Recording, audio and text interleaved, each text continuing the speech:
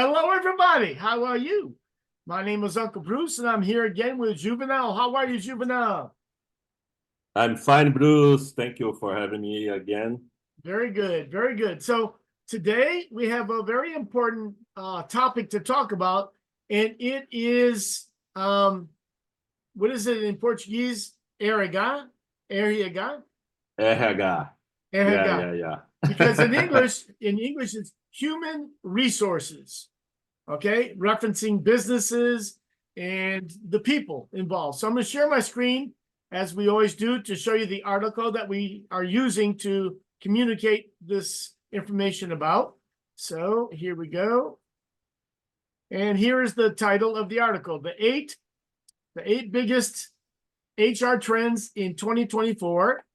And it is with the Forbes magazine. So you can easily find this by doing a Google and find this article to kind of understand where we got our reference from to communicate about this. So let's get into it, Juvenal. You were mentioning something just before we started recording. What were you talking about? What was the comment you made, please? Yeah, first of all, I think it's important to let our colleagues that are listeners that I am a human resource professional for a long time. Okay, more than 30 years. So this kind of topic is it's my passion actually. Mainly Now it's when your hobby, huh? Now it's your yeah, hobby. yeah, sure. And okay, the people management is a topic that I think it's very interesting. In this case, which called my attention is the changes that the world of work is passing since the pandemic until now. I think the relationship between companies and between the employees and the employers changed a lot. And I think the expectation of employees are very different now.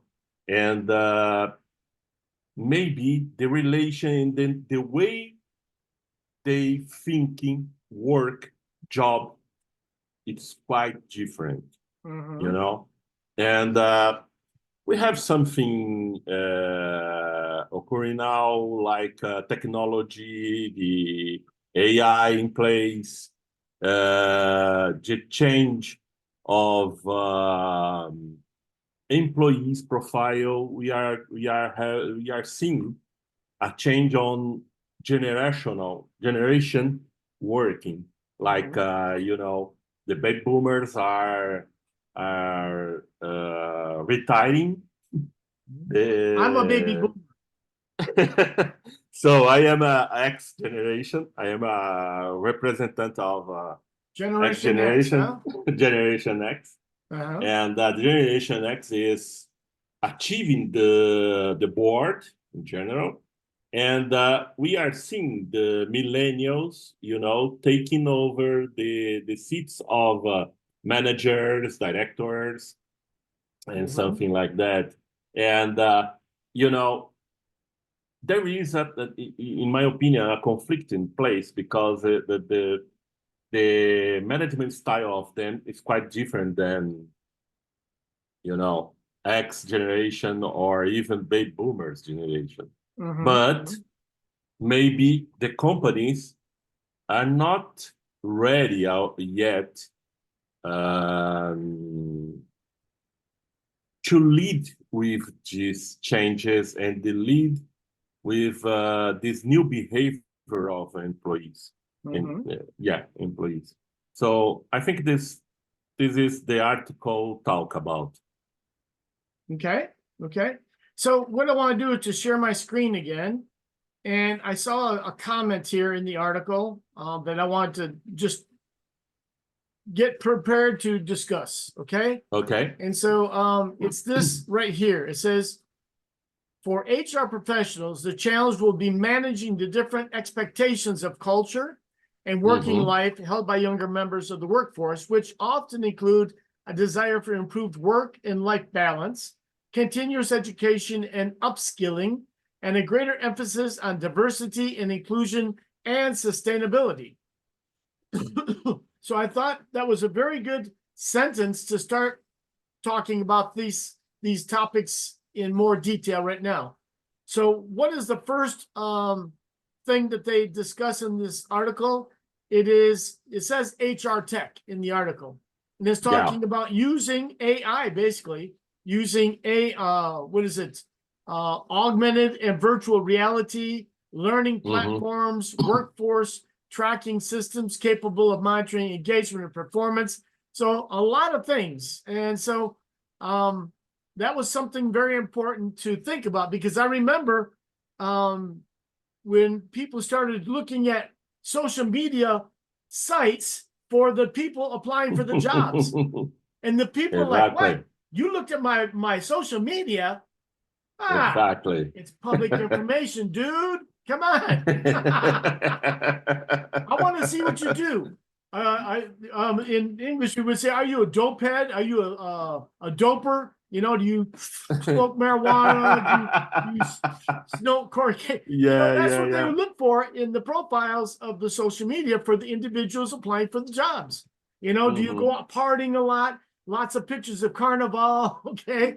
So it makes the employer understand more about your personal life. Okay.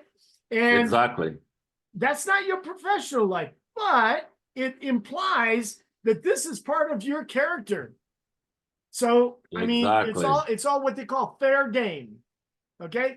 I can look at anything in the public and understand who you are compared to all the other applicants.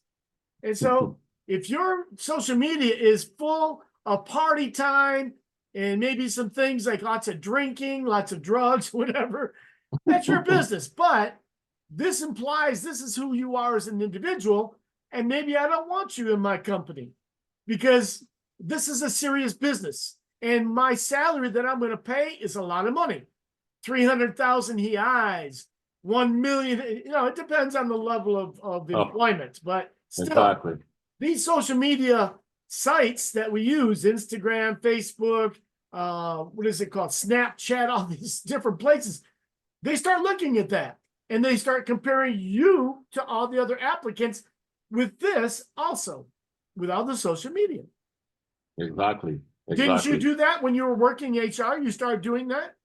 Yes. Okay. Yes, it's it's usual, because you must to know the people you are inviting to your house. Let's think the company like our house. So, man, you do not invite anyone to go inside your house. So that's the same principle here. Okay. So it's a kind of like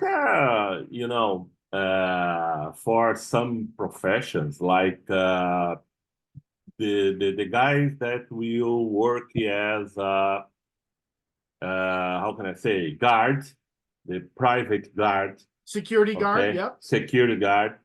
So it's common to ask some clinical tests in order to see if the guy has some vicious or some problems, some vices, some problems with honesty, integrity. Exactly. So this is the same, but what we are seeing now, this is the complexity of technology in this particular. You know what I just thought about? I just thought about this with the AI tool called GP Chat. I'm gonna do a GPT Chat search on me, and I'm gonna find out. I'm gonna find out what it says about me. I just thought about that. I said, "Well, man, I wonder what Chat GPT says about me." Oh my goodness, they probably have some really good things to say, huh? Okay, I'm gonna find out. Yeah, interesting. So anyway, what's the next part of the article? It talks about flexible working. Okay. Yeah. So I think to me, that was very important before all this happened. I mean, when I was working a regular job, which is about 17 years ago, a couple of days ago, okay? I remember that they gave me a possible promotion. And I said, you know what?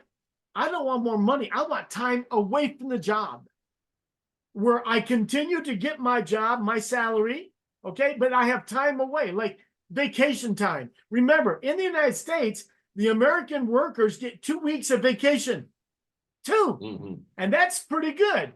Consider sometimes you get 1, depends on if you're only in the company for 1 or 2 years, you get 1 week of vacation. That is so little time. And 2 weeks is not much more.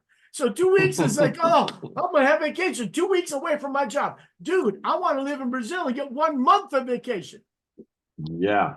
If the French, I heard the French have the most liberal vacation and time away from the job. But to me, that was more important than getting more money, is time away from my job and maintaining my job, getting my pay, but time away. I don't care if I get more salary or not. I just want more time away where I can legitimately, legally go on a longer trip. Okay. And they do have a possibility of going on a longer trip, but you don't get paid. It's called vacation, basically without pay. You have 2 weeks. If you want more, you can do it if you get permission, but you don't get paid for that time. Okay, I'll do it. Man, working can be hard. Okay, not only physical, but mental work. Mental work.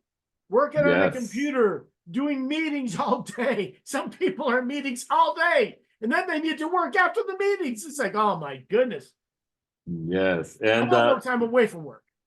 yeah, then in this case, Bruce, this is one of the main challenges that HR leaders must to handle, because there is a huge gap between the behavior of other generation, X generation, baby boomers, and this generation that is achieving new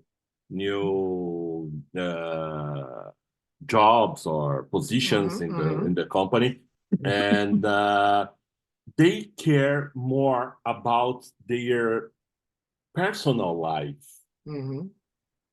They don't want to pass all the night night shift to prepare some reports that no one will read sometimes. Yes. That's the point. So at the end of the journey, they used to drop the pencil, close the notebooks, and go to the gym, go to the house. We'll enjoy the time with family, with pets, or the girlfriend or boyfriend. Man, it's quite different. And companies, in my point of view, are not prepared yet to lead with this, because companies usually ask to employees to prepare, very extensive reports about numbers, and sometimes they do not do anything with that. In fact, I'm working with English Brazil, so I asked for some reports too, but I need to use the information. It's not just information to collect information. No, it's information to help us understand how many people are going to our meetings, how many people are going to our classes, what changes do we need to make. We need to do that on a regular basis. So it's important to do the reports, but to use the information is not just extraneous information. No, it's useful information. So this idea of having flex time, that I don't need to go to the office all the time. Okay. I can work from home some days. I can work from home some times of the day, whatever. That needs to be built into our new schedules now. It's always a possibility that there will be another pandemic and we need to work from home again. So we need to stay prepared for that. We need to stay prepared. So the next item on the report here was the fact that we have strikes. So strikes in English and Portuguese, I mean, is greve. Okay. Yes. Hey, I don't Yes. like this. I want to change this. I want to change that. So that happens from time to time. And if you don't have a labor union, a lot of American companies and workers do not have a labor union. What is that in Portuguese? Labor union? Sindicato. Sindicato. Okay. They don't have representation. It's called at will. If I want, I will. Okay. So if I'm the employer and I don't like you, well, sorry, bye. And if you're the worker and you find another job, oh, sorry, bye. So that's what they call the way that they operate businesses in the United States. It's called at will. I can do what I want. You can do what you want as a company. I don't care, because I'm going to get my salary if I work. If I'm not working for you, okay. But I want flex time. If I'm going to work for you, I want to be able to work from home 1, 2, 3 days a week, 4 days a week. Because right now, the companies are saying, okay, come on back to the office, guys. Come on. Because we're paying for the real estate. We're paying for the office. You need to use it. Come on, man. Yeah. But I think it may be when we think about the situation between United States and Brazil. I think the point is, in the United States you have a reasonable transport system there. No, the transport system is your personal car. Oh, yeah? Yeah. If you live in the city, then it's different. In the city. Okay. But many people don't live in the city. They live in the suburbs, or they live outside of the city. So there are some transportation things that you can use, like called carpooling. Do you know carpooling? Yeah. So you park your car in this place here. You are here outside the city. You drive 10 miles, about 15 kilometers. You park your car here and you join with other people in another car, and you go together in one car to the city. That's carpooling. Okay. Okay. So that exists. But if you live in the city, then you have maybe a metro or a subway. You have a bus system, but it's not in every city. You have all this extensive public transportation, like in Brazil, in Sao Paulo. Man, it's very extensive. Train, subway, and buses. And then you have the taxis. The point is not enough. That's the point. Oh, yeah. Yeah.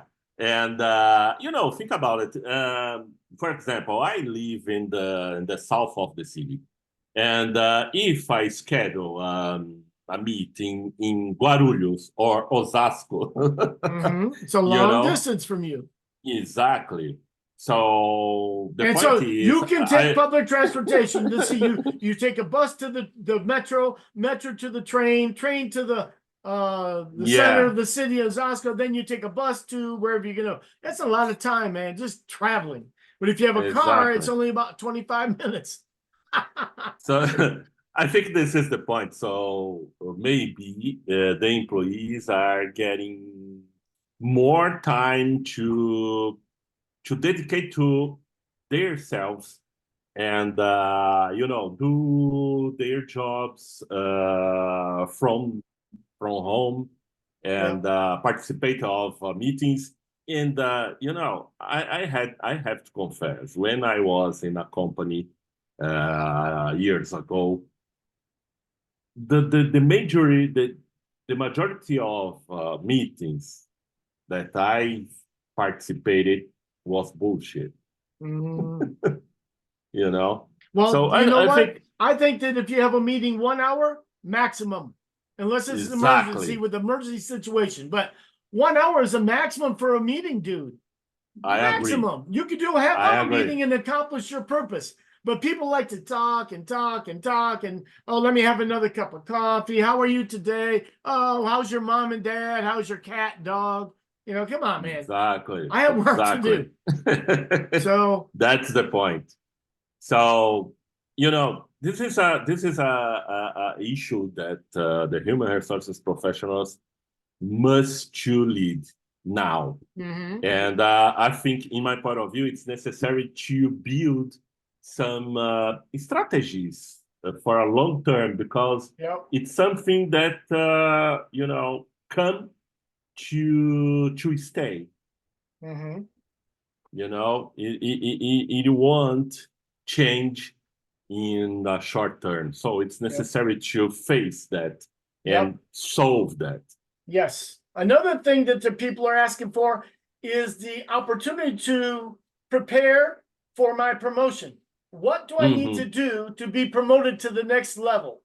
What do I need to do to learn another part of the operations in the company? If I'm working here and I want to work in another department, how do I do that? Well, a lot of companies now have online learning in what they call the what is it called? Intranet. It's inside of the company, and it's connection inside the company. It's not public information. It's only inside for the public, or for the purpose of the people working with the company. They can use the system to learn things about the company, to learn new skills. So they want opportunity. The workers, especially the new ones, they want to see that there's a possibility to become president of the company or whatever, They want to see the possibilities of going to the next level or to learn another job inside the company. They want this, and they're ready for that. But the company needs to prepare for that. Yeah. But, I don't know how it works in the United States, but here in Brazil, I think all this stuff will end in the leadership issue.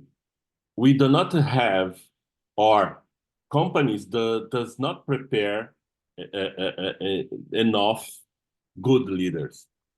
And all this stuff, at the end of the day, are subjective or non-objective. So I just thought about something just now, Juvenal. I think you and I could create some leadership training. I have lots of I have lots of experience with leadership. I was in the military for 20 years. And I know the military is different than civilian life, but it's still, there's some equivalency of what this represents in each respective area of military or civilian, of respect. Respect is so essential in any company and in the military. Respect. So, I mean, that's just one aspect of life that we need to always consider, is the word respect and the idea of respecting other people. Everybody's different. And that's one thing that was talked about in that first sentence we read, is about diversity and acceptance and sustainability. Is how do we make our workers, that are working for us, how do we make them feel good about their lives? Do we treat them with respect? Are we good leaders to lead them to understand that, hey, I know I'm different to you. Maybe I have a different job level. It doesn't matter. I still respect you as an individual. Doesn't matter about your sexual orientation, your religion, your race. It doesn't matter. I respect you as an individual, and you are important for our company. So, I mean, there's a lot of things that can be developed from that alone. Yeah, okay? yeah. But people want that. This is a good point. Yeah. Good point. So this idea of inclusiveness, to feel like I'm part of the team, to make people feel that they are they are important, is so important to the company, to the company's health. Okay. And so when we talked about the flex time, it also here talks about office experience and office work. I know that working in an office has positive points. It has the connection with other workers that we had before the pandemic. We had good relationships with it, or we had some bad relationships with the people. But the relationships are very important for us because they help us to have connectivity to the company and also to each other, perhaps with our families. Okay. Maybe we are getting together once a month, once every 3-4 months to do something together. Maybe we go out to have coffee together or have lunch together. Those are important aspects of working in an office. I mean, you need flexibility, so you don't need to go to the office every day because it costs money to go to the office. It costs transportation money, and you go to the office, you have to eat at the office or at a restaurant nearby. So there's an additional cost. And I know that in Brazil, you have this food card. You can take the card, go to a restaurant, and use it to pay for your food or your meal. That's good, but it still doesn't pay for your transportation. So, there are things that we need to consider as a company with our workers. They don't want to come to the office every day. So we need to work out a flexibility schedule, but the office is also important because number one, we are paying for the office as a company. We are paying for those computers. We're paying for everything. And many times now they give the person a notebook or a laptop computer. It's equal, laptop, notebook. They give them a computer to work with, and it's contained, it's a closed system. You can't do what you want to do on that computer, but you have a computer to work with at home or in the office. You use the same computer. So those things are very important, is having the tools, having the money to do what you need to do. So we need flex time and we need office time, I think. What do you think? For sure. For sure. I think that's the point I said before. It's a huge challenge for a human resources professional because they must to lead with this issue in a serious way. Because from my point of view, for example, it's necessary to work together. Is important to create ideas, to develop good relationship, to solve since the from little problems to huge problems at the right time. So it's necessary to have these moments of presence meetings to work in order together and develop a relationship. That it's good for the company, it's good for the health of people in general. Yes, I know that you're smart. I know that I'm smart, but us together, we have synergy. And this synergy is going to provide much more than we can by ourselves, for sure. Okay? And so that leads to another point here. The last point we're going to talk about today is talking about retention, keeping the people at your company. Of course, right now, I read about some companies in the United States, they're going to downsize, they're going to eliminate some positions because they need to do a recycling of the people. It gives the company an opportunity to say, we don't need these people because we don't like them, or we don't need them because we really don't need them. We don't need that skill set anymore. Okay. And so we can reduce our workforce. And that is a normal transition from year to year with most companies. They get rid of people and they hire new ones later. After they stabilize the number and the people they want to keep, now they say, okay, we need to add more people back. And that's just a normal transition of companies with personnel. But retaining good workers is very important. You've got lots of benefits that you pay for when you have an employee. You have to pay for their vacation. You have to pay for their medical, dental. All these things are included in the benefits package. So there's a cost for that. And so to find other people to do the same work, there's also a cost for that, for finding new people. So retaining and keeping the staff that you have is very important too. So in the baby boomers, they are retiring, as you mentioned. And so as they are retiring, generation X, Y, and Z are saying, hey, I see a possibility of getting a promotion, getting a new position. And that's good. That's the normal revolution of the company. So retention is so important. So important. Yeah. You made a good point, Bruce, because I think what you said, it's directly connected to the idea of engagement at work. And I was reading another article, I think, of Gartner, if I'm not wrong. It's a big company of research survey, and they were talking about the results or the impacts of disengagement at work. And the number is huge. It's something like companies around the world lost around $8 trillion a year, and it represents around 9% of the global GDP. Wow. Man, it's crazy. That's a And big, at big the number. end, and at the end of the day, it's all about leadership because it's necessary leaders to. Well, that's why we need to pay the CEO millions of dollars and millions of reais. Exactly. I don't agree with that. I don't agree with that. In some of the Scandinavian countries, the CEO gets a relatively good salary, but not millions. Okay. Mm-hmm.